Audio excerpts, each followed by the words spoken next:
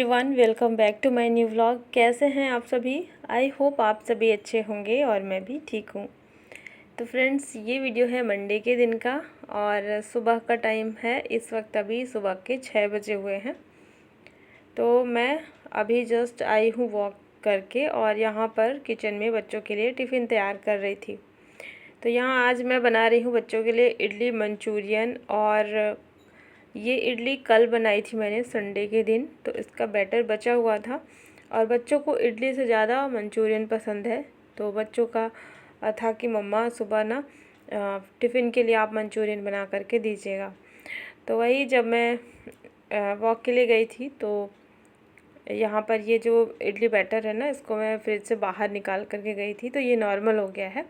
और इसके बाद अभी मैं आई हूँ, जस्ट अभी ही आने के बाद जल्दी से लग गई हूँ, क्योंकि अभी मुझे इडली स्टीम करनी है और इसके बाद फिर इसका मंचूरियन बनाना है। तो आज मुझे नाश्ता बनाने में थोड़ा ज़्यादा समय लगने वाला है, क्योंकि बच्चों के लिए अलग मुझे बनाना है और इसके बाद फिर बाकी घर में जो सबके लिए फिर अलग नाश्ता बनाना है। तो उसकी भी तैयारी मैंने कर रखी है। तो चलिए, सबसे पहले यहाँ पर इडली को रख देते हैं स्टीम होने के लिए। और यहाँ पर इडली स्टीम होने के लिए मैंने रख दिया है और कर लेते हैं इसकी तैयारी मंचूरियन की। तो मंचूरियन के लिए आप कुछ भी इसमें मतलब कोई भी सब्ज़ी ऐड कर सकते हैं जो पसंद हो। तो आजकल तो बहुत ज़्यादा सब्ज़ी अवेलेबल नहीं रहती है, जैसे पत्ता गोभी बस रहता है, फूल गोभी और गाजर मटर वगैरह रहता है, तो और भी ज़्यादा अच्छा लगता है। तो लेकिन मैंने इसमें ना हरी मिर्च, प्याज और थोड़ा सा लहसुन काट लिया है और थोड़ा सा ले लिया है करी पत्ता। तो सभी को बारीक बारीक काट लेंगे और लहसुन को भी बहुत बारीक कर लेना है, जैसे हम मैक्रोनी बनाते हैं ना उसमें ऐड करते हैं, उसी तरीके से लहसुन को भी बारीक कर लिया है। तो जब तक इडली स्टीम हो रही है तब तक मैंने ये सारी कटिंग कर ली है। और टमाटर इसमें ज़रूर ऐड करें, टमाटर नहीं ऐड करेंगे तो उतना अच्छा टेस्ट नहीं आएगा, नहीं तो इडली ना सूखी सूखी सी रहती है। तो इसमें जितना ज़्यादा हो सके उतना टमाटर अगर ऐड करते हैं ना तो ज़्यादा अच्छा टेस्ट आएगा। यहाँ मैंने ऐसे 2 ही टमाटर लिया है, क्योंकि सिर्फ बच्चों के लिए मैं बना रही हूँ थोड़ा सा ही, तो मैंने 2 टमाटर ले लिया है। और टमाटर को भी बारीक काट लेंगे और इस तरीके से इसमें जितनी भी चीज़ें ऐड करना है ना सबको बारीक कट कर लेना है। तो देखिए, यहाँ पर मैंने ये सब कुछ काट करके रख लिया है और जब तक ये सब कुछ मैंने कट किया तब तक इडली स्टीम हो चुकी थी। और चलिए अब इसको निकाल करके देखते हैं, फटाफट से इसको भी निकाल लेते हैं। और ये जो मेरा इडली मेकर है ना, ये थोड़ा सा पुराना है, पहले का है। तो और ये है भी एल्युमिनियम का है, ये स्टील का नहीं है। तो आजकल तो काफ़ी अच्छे स्टील के चले हैं। तो अभी ये मेरा पुराना ही चल रहा है, तो काम चल रहा है इसलिए मैंने सोचा ठीक है, काम चल रहा है तो चलने देते हैं। तो इसमें क्या होता है ना कि इसमें चिपक जाता है, जैसे कि हम चम्मच से इडली निकालते हैं ना तो काफ़ी ज़्यादा चिपक जाता है, जबकि मैंने इसमें ऑयल लगाया है फिर भी। और जो स्टील का होता है ना उसमें बहुत अच्छे से जल्दी से इडली बाहर आ जाती है। तो इसमें यही थोड़ा दिक्कत होता है, लेकिन मैं अभी इसको इसी तरीके से निकाल ले रही हूँ। तो यहाँ सभी जो इडली है ना बहुत अच्छी सॉफ्ट बनी थी और इतनी अच्छी बनी थी ना, एकदम स्पॉन्जी बनी थी। कल तो जैसे ये कल मैंने बनाया था ना, फ्रिज में रख दिया था तो थोड़ा सा ज़्यादा फर्मेंट हो गया है और बाहर नहीं छोड़ा था कि ज़्यादा फिर ख़राब सा हो जाएगा, खट्टापन इसमें ज़्यादा आ जाएगा, इसलिए बाहर नहीं छोड़ा था। तो फ्रिज में ही रखा था, फिर भी ये काफ़ी अच्छा स्पॉन्जी बना है। और इडली निकालने के बाद ना इसको अब हम छोटे छोटे पीसेस में कट करेंगे। तो ये गरम भी बहुत ज़्यादा था और जल्दी से मैंने इसको इस तरीके से कट किया है, छोटे छोटे पीस में कट करना है। और आप चाहें तो इसको पहले ऑयल में फ्राई भी कर सकते हैं, या फिर आप इसे तेल में फ्राई कर लें और फ्राई जब हो जाए तो इसके बाद फिर इसको छोटे पीसेस में इस तरीके से कट करें। तो मैं दोनों ही तरीके से बनाती हूँ, लेकिन ज़्यादातर मैं इसी तरीके से बनाती हूँ बिना फ्राई किया हुआ, क्योंकि फ्राई किया हुआ ना थोड़ा ज़्यादा ऑयली हो जाता है। तो मैं इसी तरीके से इसको छोटे पीसेस में कट कर लेती हूँ और फिर इसको बनाती हूँ। तो यहाँ सभी इडली को मैंने छोटे पीसेस में कट कर लिया है और इसके बाद यहाँ पर कढ़ाई में तेल गरम किया और मैं इसको सरसों के तेल से ही बना रही हूँ। तो इसमें सबसे पहले जीरा और राई ऐड करेंगे। राई थोड़ा सा इसमें ज़्यादा ऐड करेंगे। और जैसे ही जीरा राई चटकने लग जाएगा तो इसमें हरी मिर्च ऐड कर देंगे और प्याज ऐड कर देंगे। और प्याज को ऐसे थोड़ा सा ही इसको पकाना है, बहुत ज़्यादा नहीं पकाना है, इसका कलर चेंज ना हो, प्याज को बहुत थोड़ा सा ही पकाना है। और यहाँ पर आप अगर इसमें कोई सब्ज़ी ऐड करना चाहते हैं तो इसी समय सब्ज़ी भी ऐड कर दें, जैसे शिमला मिर्च, गाजर है तो इसी टाइम पे ऐड कर देंगे तो हल्का सा जो सब्ज़ियाँ हैं वो पक जाएंगी। तो इसके बाद ना यहाँ पर मैंने इसमें टमाटर डाल दिया है, टमाटर के ऊपर से नमक डाल दिया है ताकि जो टमाटर हैं वो अच्छे से गल जाए। और फिर इसमें डाल दिया है टोमेटो केचप, थोड़ा सा 3-4 चम्मच मैंने इसमें टोमेटो केचप ऐड किया है। और इसके बाद गैस को पूरी तरीके से कम कर दिया है, स्लो कर दिया है ताकि ये सब ज़्यादा जले नहीं। और मिक्स करने के बाद जल्दी इसमें इडली के जो छोटे पीसेस कट किए थे उसको ऐड कर देंगे। और साथ ही मैंने इसमें नमक पहले ही डाल दिया था। और मसाला इसमें मैंने आज नहीं डाला है क्योंकि मेरे पास मैगी का मसाला था नहीं। वैसे मैं इसमें मैगी का मसाला ही ज़्यादातर ऐड करती हूँ, लेकिन आज मेरे पास था नहीं तो इसलिए मैंने इसमें कोई भी मसाला नहीं ऐड किया। आप चाहें तो थोड़ा सा धनिया पाउडर डाल सकते हैं, हल्का सा। और मैगी का मसाला ज़्यादा अच्छा लगता है, बट मेरे पास था नहीं तो मैंने नहीं ऐड किया है। वैसे बिना मसाले के भी ये बहुत ज़्यादा अच्छा लगेगा। तो करी पत्ता भी मैंने इसमें फ्राई करते समय ही डाल दिया है। तो चलिए, यहाँ पर इडली मंचूरियन ना बन करके तैयार हो गया है। और बच्चों का फेवरेट, और इडली ना जब भी बच जाया करती है तब मैं इसको बनाया करती थी, लेकिन ना बच्चों को इतना ज़्यादा ये पसंद आने लगा कि बच्चे स्पेशली इसी के लिए इडली बनवाते हैं कि मम्मा इडली बनाइए और फिर इसके बाद आप मंचूरियन ज़रूर बनाइएगा। तो यहाँ पर ना मैंने ये बना लिया है और अभी चलिए बच्चों को दे देते हैं पैक करके टिफ़िन में। तो बच्चों का नाश्ता हो गया था रेडी, और साथ ही साथ मैंने जो है अरबी बॉयल करी थी, तो इसकी मुझे भी सब्ज़ी भी बनानी है क्योंकि अभी जो मैंने बनाया वो बच्चों के लिए था और बस अभी बाकी सभी के लिए मुझे सब्ज़ी ही बनानी पड़ेगी। तो अरबी मेरी बॉयल रखी हुई थी और इसी कढ़ाई में वापस से मैंने तड़का इसमें लगाया है और फिर अरबी डाल दिया है। तो इसमें पानी ऐड कर देंगे और सब्ज़ी मैं बना करके रख दूँगी क्योंकि इसके बाद ना मुझे फिर करनी है घर की साफ़ सफाई, बाकी और भी सारे काम जो सुबह के होते हैं ना, तो मैं उसमें लग जाऊंगी तो फिर देर हो जाएगी। इसीलिए जब मैं किचन में थी तो साथ के साथ ही मैंने सब्ज़ी भी बना ली थी। सब्ज़ी बन जाती है ना तो ज़्यादा टेंशन नहीं होती है, नहीं तो सब्ज़ी बनाने में काफ़ी ज़्यादा समय लगता है, फिर लेट होने के चांस भी रहते हैं। तो इसीलिए मैंने जो है सब्ज़ी बना ली है और यहाँ पर पानी ऐड कर दिया है। देखिए सब्ज़ी मेरी बन चुकी थी और इसके बाद मेरे फिर वही सारे काम हुए, घर की सफाई वगैरह। और घर की सफाई हुई तो इसके बाद फिर नाश्ता वगैरह सब कुछ हो चुका था।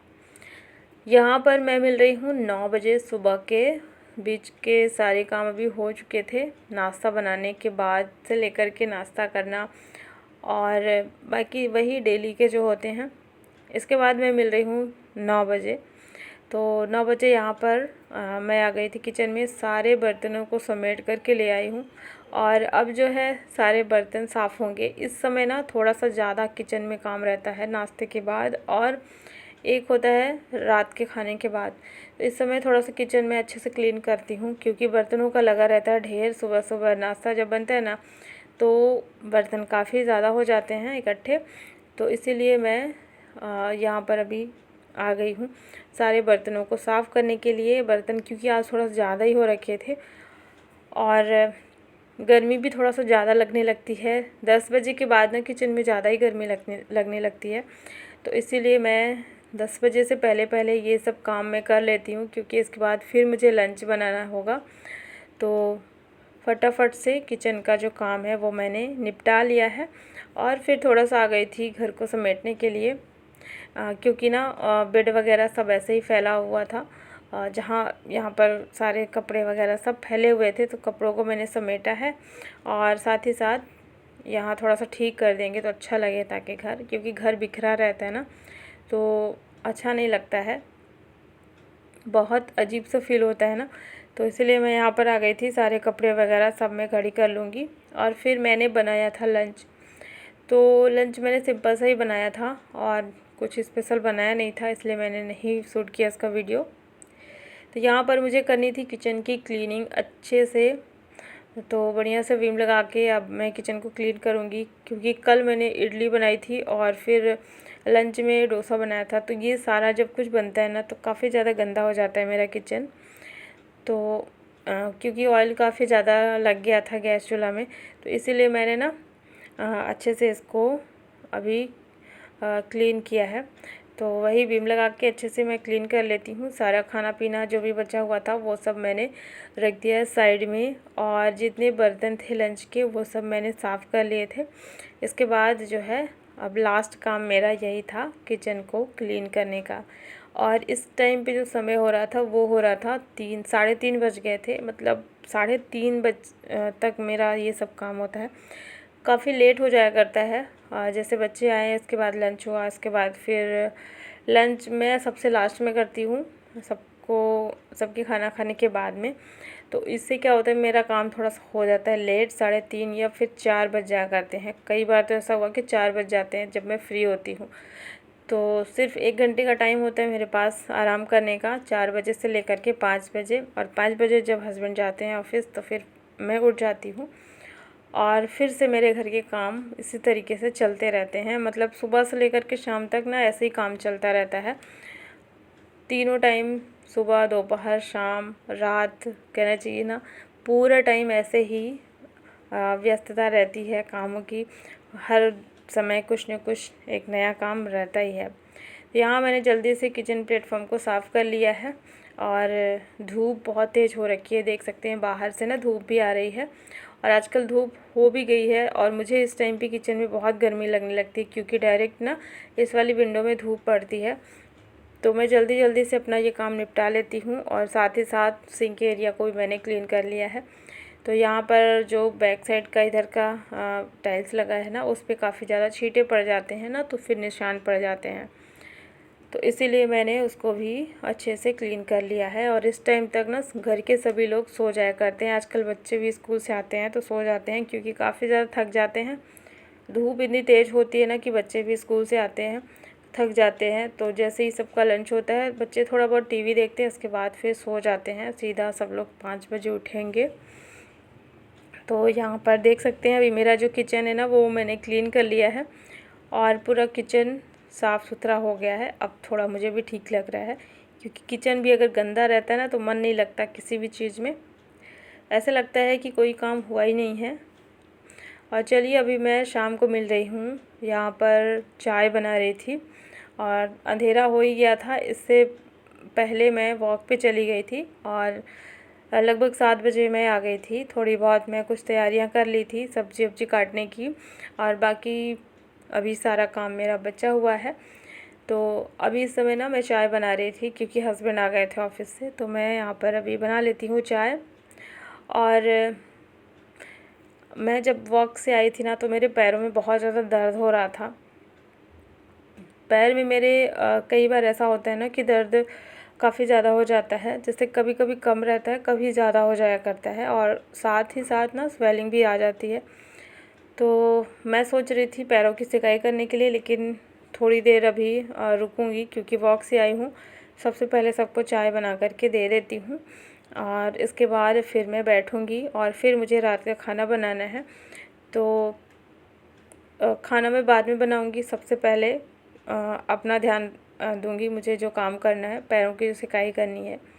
तो लीजिए बन गई है चाय, साथ में मैंने ले लिया है बिस्किट, और सबको दे देते हैं चाय। इसके बाद चाय पीने के बाद ही मैं सीधा बैठ गई थी। इसी इंडक्शन में मैंने रख दिया था पानी बहुत सारा गर्म होने के लिए, और इसमें डाल दिया था थोड़ा सा नमक।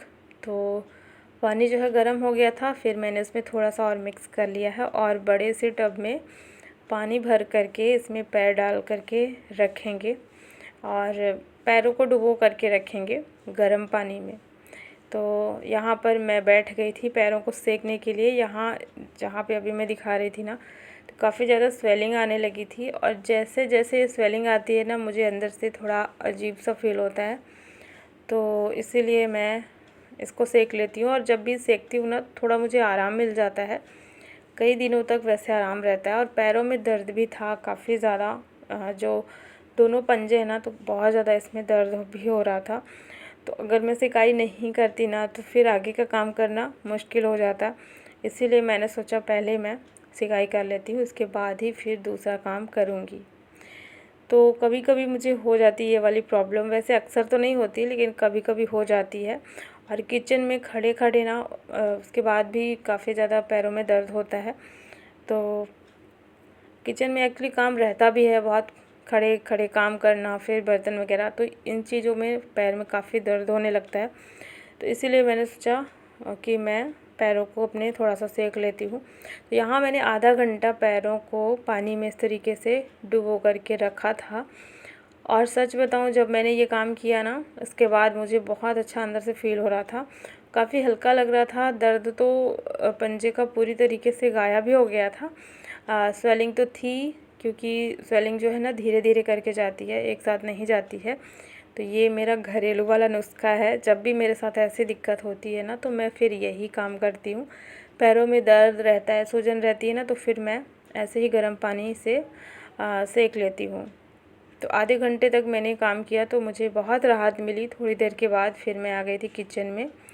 तो फिर मैंने सोचा अब मैं जल्दी से रात का खाना भी बना लूँ, क्योंकि लेट इतना ज़्यादा होता रहता है ना, टाइम बहुत तेज़ी से निकलता जाता है। एक के बाद एक काम जैसे हम निपटाते ना, तो देखने में ऐसे लगता है कि थोड़ा सा ही काम हुआ है, लेकिन काफ़ी ज़्यादा समय निकलता जाता है। तो मैं आ गई थी जल्दी से रात का खाना बनाने में।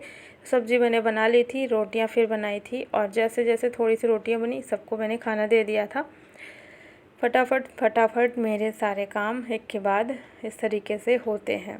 तो मम्मी खाना खा चुकी हैं, देख सकते हैं यहाँ पर मम्मी ना थाली रखने के लिए आई थी, और मम्मी हमेशा अपनी थाली खुद ही से ला कर के रखती हैं। यहाँ तक कि अगर मैं उनको मना ना करूँ ना तो वो धो भी लेती हैं, लेकिन मैं उनको मना कर देती हूँ तो फिर मान भी जाती है मेरी बात, अगर मैं मना कर दूँ तो। यहाँ मम्मी का खाना हो गया है, बाकी सबका हो चुका है। इसके बाद अब मेरा खाना होगा। तो चलिए फ्रेंड्स, आज का व्लॉग यहीं पे एंड करती हूँ। आई होप आप सभी को पसंद